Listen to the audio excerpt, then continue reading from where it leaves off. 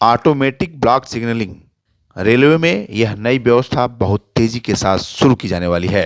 इसके शुरू होते ही ट्रेनों की रफ्तार जहां बढ़ जाएगी, वहीं यात्रियों को समय से उनके गंतव्य तक पहुंचने में मदद भी मिलेगी।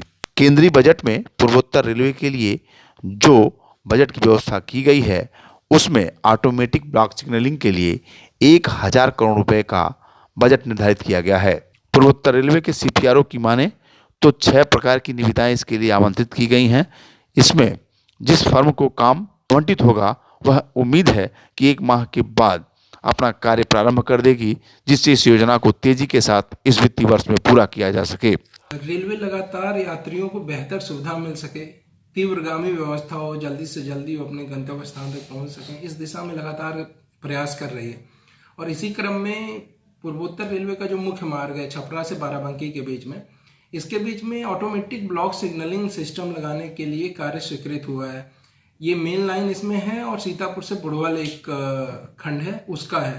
ये टोटल लगभग 1000 करोड़ का कार्य है जो स्वीकृत किया है रेलवे बोर्ड ने, और इसमें इस बजट में 80 करोड़ रुपए मिले हैं इस कार्य को शुरू करने के लिए। इसके लिए कुल 6 निविदाएं अलग अलग होनी हैं, जिसमें 3 निविदा फाइनल स्टेज में है, जिसमें with in a month agency fix कर ली जाएगी, जिसके बाद से ये कार्य शुरू हो जाएगा।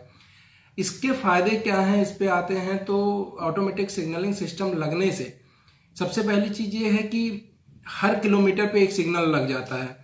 अभी क्या सिस्टम है जो अभी चलता है कि एक ट्रेन अगर ब्लॉक सेक्शन में गई, यानी कि एक स्टेशन से अगर ट्रेन निकल गई, तो जब तक दूसरे स्टेशन पे नहीं पहुंच जाती है तब तक हम अगली ट्रेन नहीं चला सकते। तो automatic block signalling system allow करता है, चूंकि हर किलोमीटर पे सिग्नल लगे होते हैं, 4 एस्पेक्ट सिग्नल होते हैं, तो अलाउ करता है कि एक सेक्शन में एक समय में एक से ज़्यादा ट्रेनें भी जा सकती हैं। तो उसकी वजह से सेम इंफ्रास्ट्रक्चर, जितनी लाइन है उसी कैपेसिटी में हम लोग ज़्यादा ट्रेनें चला पाएंगे, यानी कि यात्रियों की मांग के अनुरूप ट्रेनें और बढ़ा भी पाएंगे।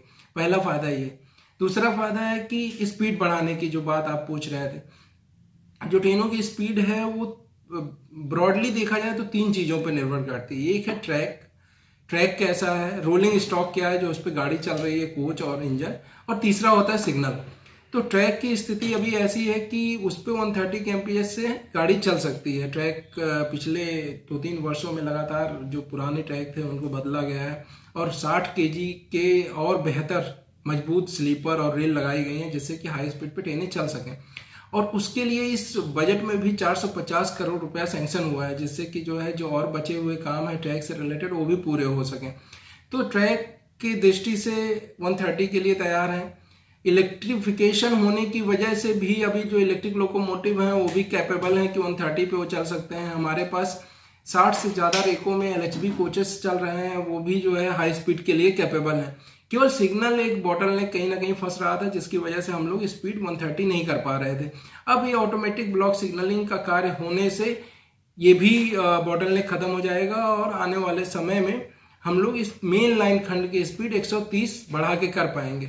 इसके साथ ही साथ जो छोटे साइड के लाइंस हैं, लूप्स हैं, जैसे यहाँ से नौतनवा हो गया, लूप लाइन हो गई गोंडा की, या आपकी इलाहाबाद से लेकर छपरा के बीच की जो लाइन है, या भटनी से औड़ियार की जो लाइन, इस तरह की लाइनों पे भी जगह जगह स्पीड कम थी। कहीं 80 किलोमीटर प्रति घंटे की रफ्तार से गाड़ी चल रही थी, कहीं 90, कहीं 100।